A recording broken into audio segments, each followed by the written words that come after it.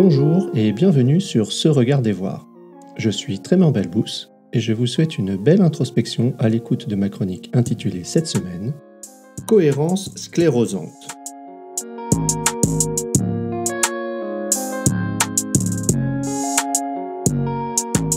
Cohérence sclérosante.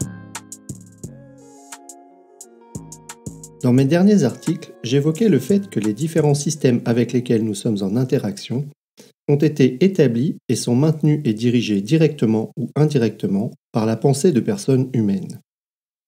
Une frontière, une entreprise, la monnaie et même le concept de temps sont des conventions entre êtres humains pour organiser notre vie collective. C'est tout autant le cas des différentes idéologies et concepts tels que le néolibéralisme, la diversité et l'inclusion, la productivité ou l'intelligence artificielle. Beaucoup de ces idées se sont développées et se sont sédimentées. Elles forment aujourd'hui ce que nous nommons culture, normes sociales, lois, etc. Elles sont bien souvent devenues des évidences invisibles, des cohérences sclérosantes. Par exemple, un enfant ne travaille pas en France aujourd'hui. C'était différent pour nos arrière-grands-parents. La loi a changé.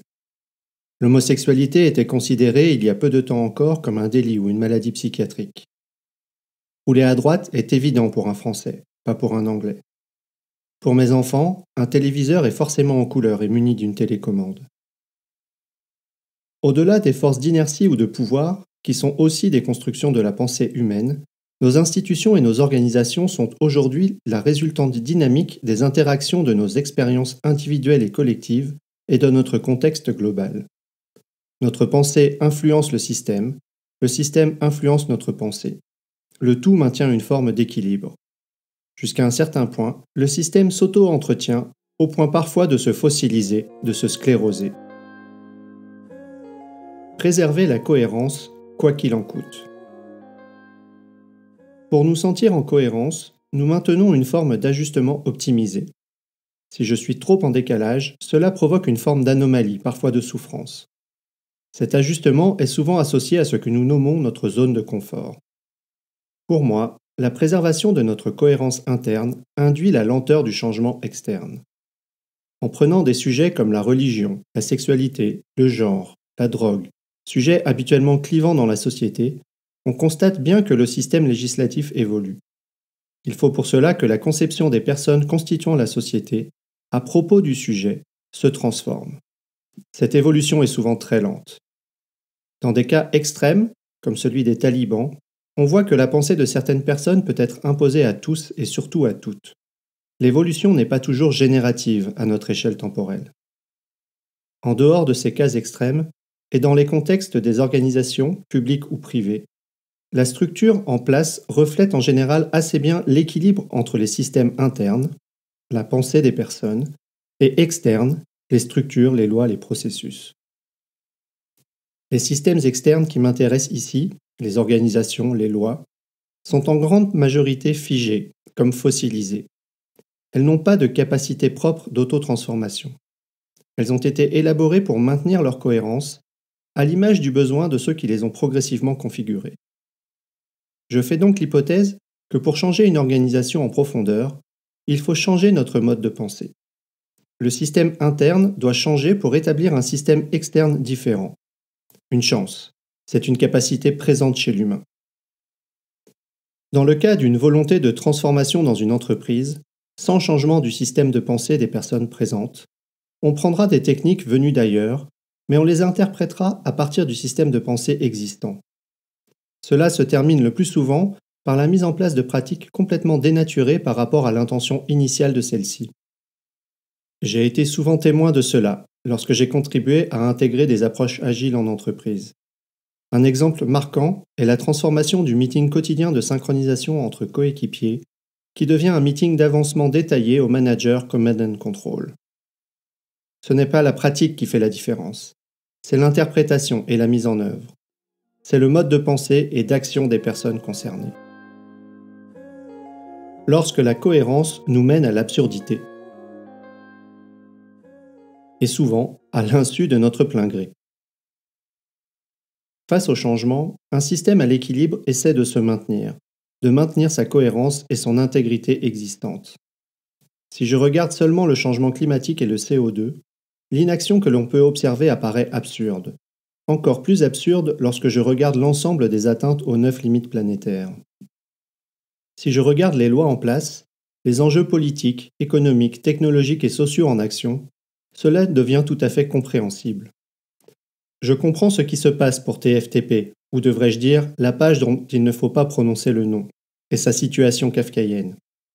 Je comprends pourquoi on continue à nous parler de la croissance économique comme une évidence, oubliant que l'essentiel est peut-être ailleurs.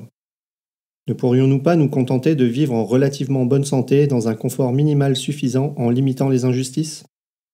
Mais pour être honnête, à titre personnel, ce chemin est effrayant. Mon système interne cherche à préserver son équilibre, son confort, ses croyances. Sauter aveuglément d'une cohérence connue vers une cohérence totalement inconnue est terrifiant. Au moins autant que la souffrance endurée aujourd'hui. Un tien vaut mieux que 2 tu l'auras. Comme je le dis souvent, je contribue à ce que je dénonce. Sans compter que pour changer le système de pensée, ce n'est pas seulement changer les pensées, c'est aussi changer notre comportement, puisque notre intention, notre perception, notre interprétation et notre action sont interdépendantes. Sortir de la cohérence sclérosante, est-ce même possible ? Tout cela pour en arriver à partager avec vous cette croyance que j'observe se renforcer en moi. Rien ne changera tant que nous ne porterons pas une attention particulière, individuellement et collectivement, à la qualité de nos pensées, tant que nous ne chercherons pas à rendre explicites les qualités qui permettront de favoriser le développement des capacités génératives, tant que nous ne pratiquerons pas, dès le plus jeune âge, la conscience de soi et des autres, la réflexivité, l'écoute, la contribution au bien commun, etc. Cela implique donc d'explorer nos systèmes de pensée, notre système interne, celui qui élabore les systèmes externes. À l'échelle d'une organisation qui souhaite effectuer une transformation, cela implique donc d'investir sur le long terme. Le temps nécessaire à cet exercice d'explicitation des valeurs, croyances ou principes qui sont habituellement tacites et implicites.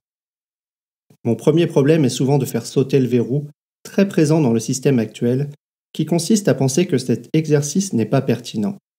Ce n'est pas du vrai travail.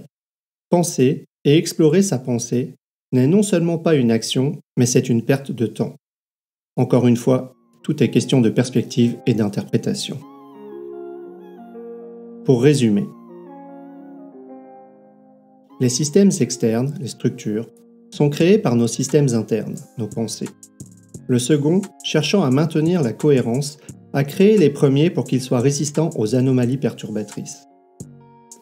Les mécanismes de régulation font absorber et dénaturer les pratiques issues d'un autre modèle de pensée pour maintenir ou rétablir l'équilibre initial. Pour transformer une organisation, il est nécessaire de transformer notre conception du monde. Cela nécessite d'en être curieux, c'est se regarder voir. À quel point souhaitez-vous comprendre pourquoi vous pensez ce que vous pensez, ou faites ce que vous faites, et cherchez à en évaluer les conséquences. Merci pour votre écoute. Vous pouvez retrouver l'article associé à cet épisode sur le blog de Se Regarder Voir, se-regarder-voir.com.